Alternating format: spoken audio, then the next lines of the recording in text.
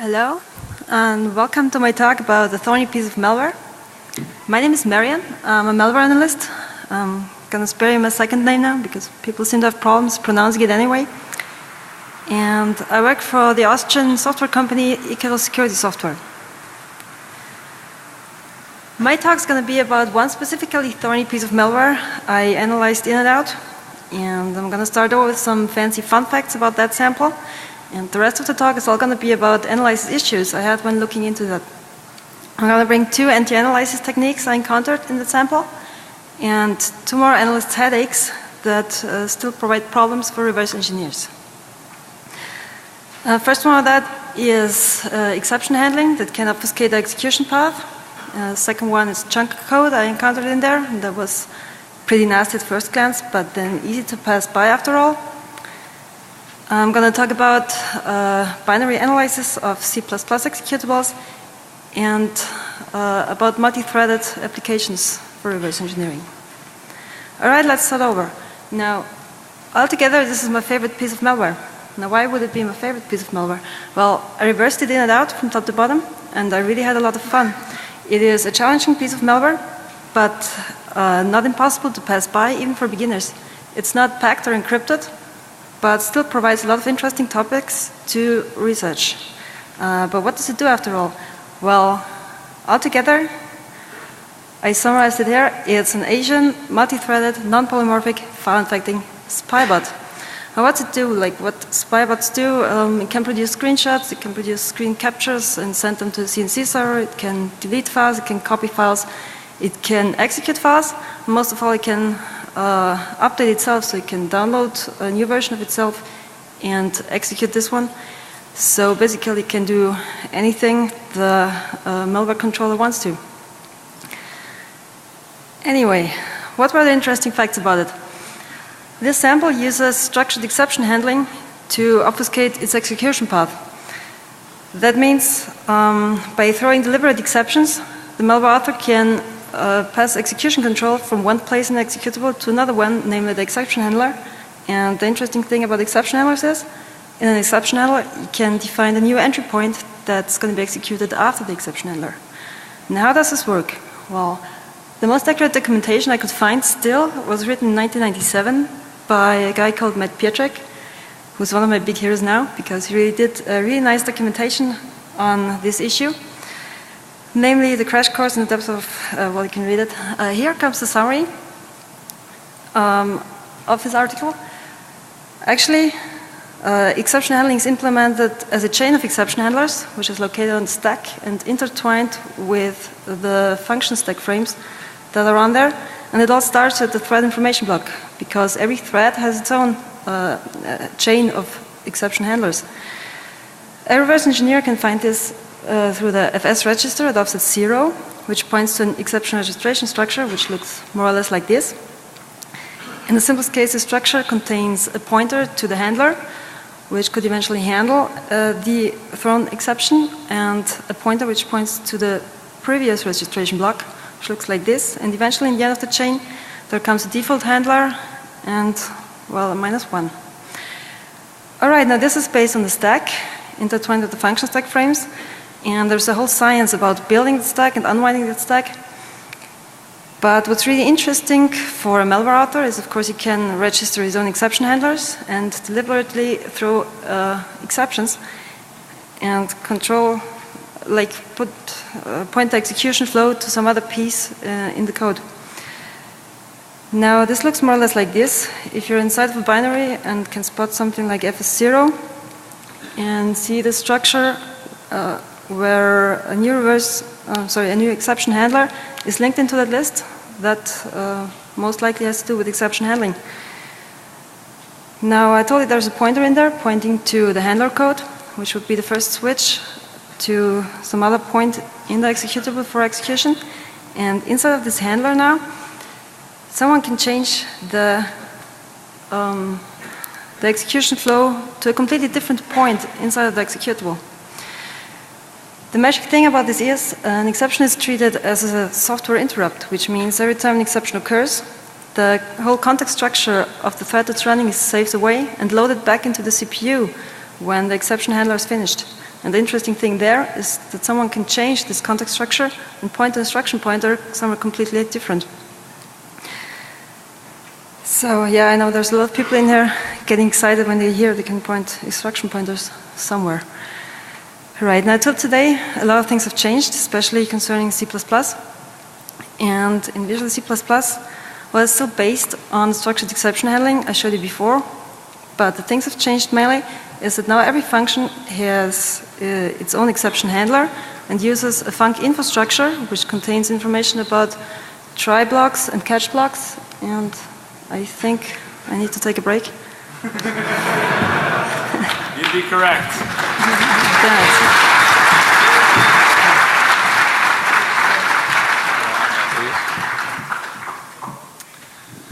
We have a little tradition here at Defcon. Let me tell you all about it. It involves... Louder. Why? Why are we making her drink? We need someone from the audience. Do we have any first-timers here in the audience? I don't. So there, really? Nobody's a first-timer? None? No, wait. Okay, who's everybody pointing at? All right, get up here. I can't believe this is the only guy. That's amazing.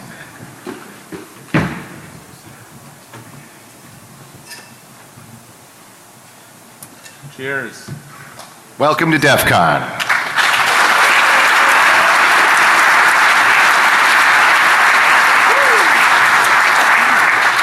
Are you ready? Have a good talk. Thank you.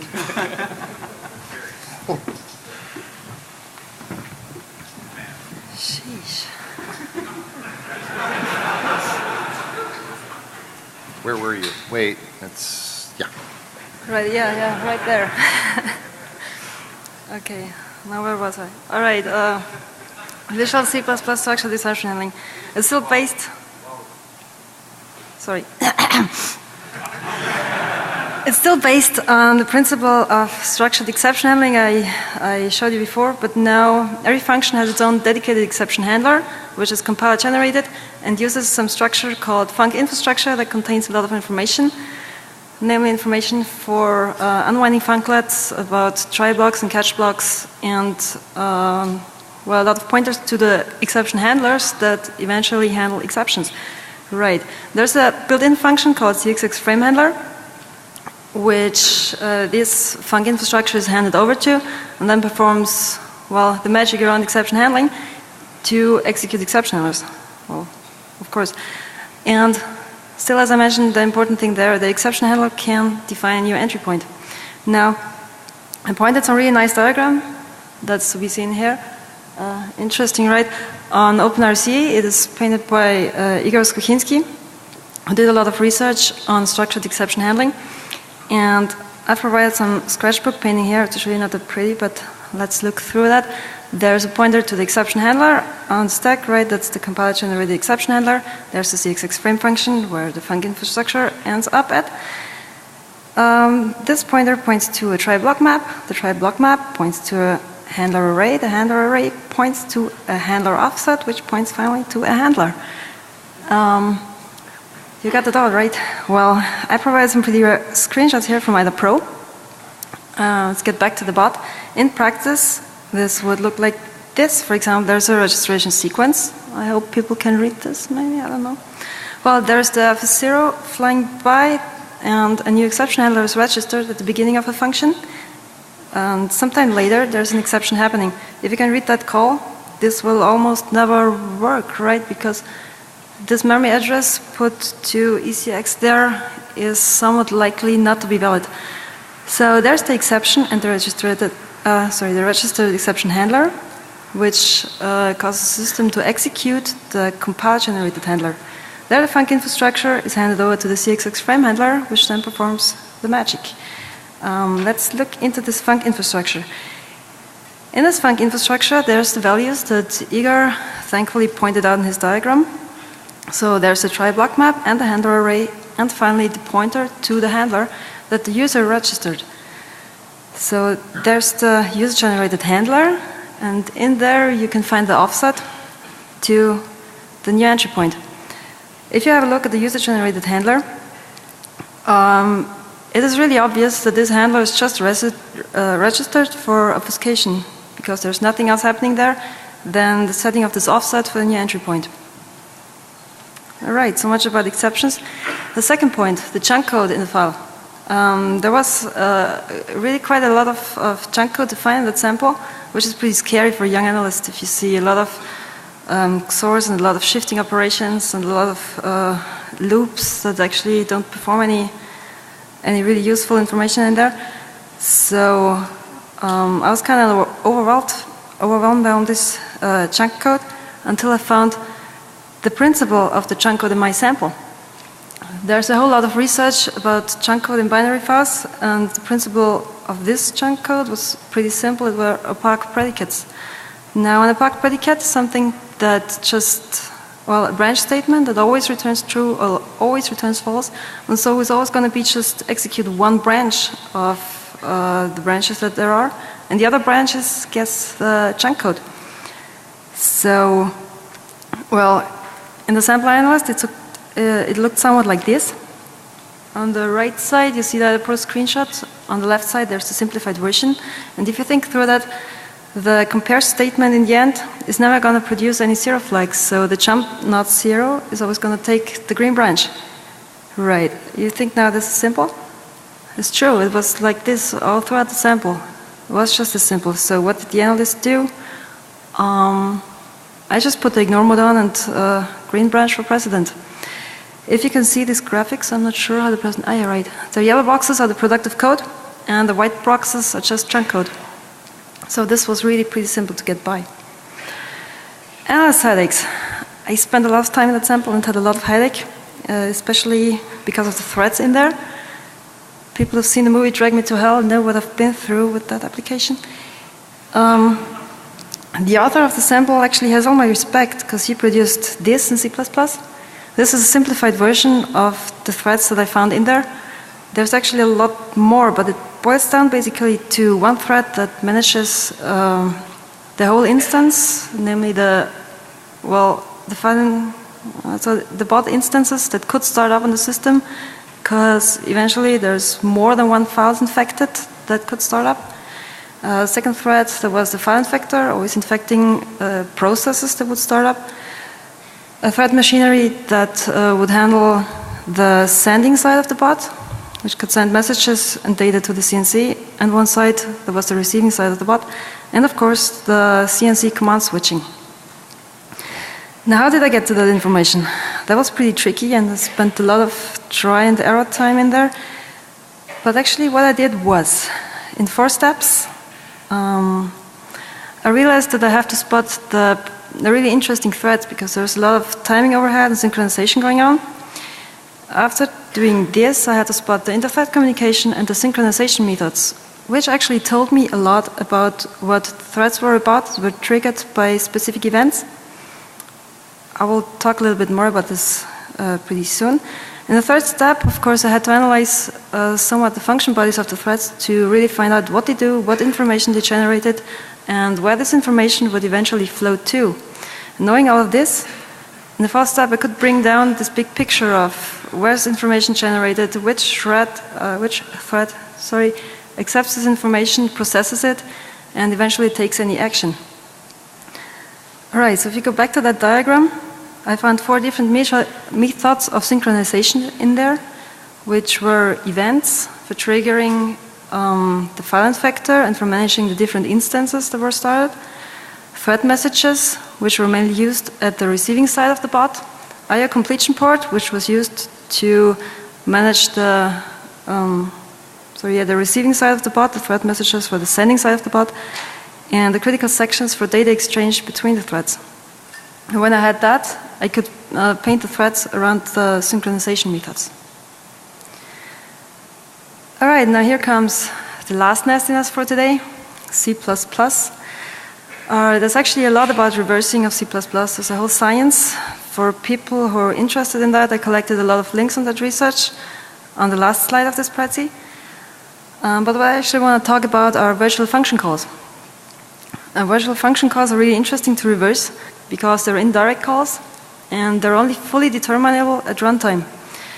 They stem from the multiple inheritance feature of C++. So one of these virtual function calls can actually call into several different methods at runtime. They're translated using virtual function tables, which also have a lot in reversing these sorts of binaries. I provided an example here. In this example, there's a virtual function table actually loaded into the register EAX. And at offset 4 of this virtual function table, there's a method that's going to be called with this call statement. There was really sort of a catch me if you can. Actually, I collected another sample from OpenRC and Igor Skochinski, because he did a lot of research on this as well. Here's one class A, where there's 2 virtual functions defined in there. Underneath this class definition, you can see the memory layout of class A, where there's a virtual function pointer actually pointing to the virtual function table of class A. Now, a virtual function table is something that just classes have that have virtual functions defined in there. All right, and here's the second class B, which also has a really similar layout with 2 virtual functions defined in there. And another interesting thing is the class C, because class C inherits public class A and class B and implements 1 virtual function each. Now, the memory layout of class C is somewhat bigger because as it inherits other classes, it has to include their class layout and also the virtual function pointers in there to the virtual function tables. Just that these virtual function tables are now adapted to fit the needs of class C and point to the actual function offsets of the functions that class C implemented. All right, this is really dry to look at code. Now back to business. Here's the CNC command switching function, which is a really good example for virtual function calls. On there you see a lot of yellow boxes. This is all memory allocation for objects that are going to be instantiated in the green boxes. And then you see this one pink box, which is the virtual function call, which was actually used to call into the bot functions. The bot functions are implemented as derived classes from one bot action superclass, and all had one function implemented that was the bot action. Now I provide here another pro example with the move file object. Here in yellow you see the object instantiation, the memory allocation, where there's space reserved for the object that's going to be instantiated a little bit later in the green box. And what you see there is a call to a constructor. Now this constructor actually has a call into the superclass constructor. Does it work with derived objects? And there you see the first VFTable flying by. I will talk about this in a second. As I mentioned, this constructor has a call into the base class constructor. And there you see another virtual function table where there's space reserved for 2 virtual functions. Now in IDA Pro, if you check the cross-references of this base class constructor, there are 23 cross-references. And now guess, surprise, there's like 23 bot actions that can be taken by the bot. All right, now knowing this, the final step is the call into the function method of the move file object. And what you see there is that the function table of the move file object is loaded into the register, and the function at offset 4 is called. Now if you have a look at the virtual function table of the move file object, at offset 4 there is the move file function. So theory approved. Using these virtual function tables, you can, not easily but pretty fast, determine which functions are going to be called at these virtual function calls. All right. This was my presentation. Here are the promised do-it-yourself links. The sample is to be found online under the first link. And, well, if there's any questions, you can contact me on Twitter, or I'm going to be out in the hallway to answer your questions or receive critics or anything you want to tell me now. Thank you.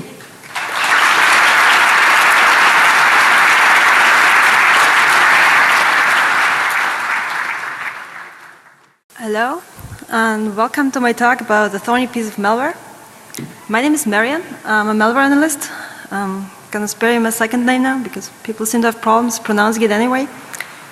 And I work for the Austrian software company Icarus Security Software. My talk is going to be about one specifically thorny piece of malware I analyzed in and out. And I'm going to start over with some fancy fun facts about that sample. And the rest of the talk is all going to be about analysis issues I had when looking into that. I'm going to bring 2 anti-analysis techniques I encountered in the sample, and 2 more analyst headaches that still provide anything the malware controller wants to. Anyway, what were the interesting facts about it?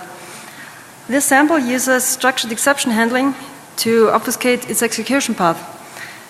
That means by throwing deliberate exceptions, the malware author can pass execution control from one place in the executable to another one, namely the exception handler. And the interesting thing about exception handlers is, in an exception handler, you can define a new entry point that's going to be executed after the exception handler. And how does this work?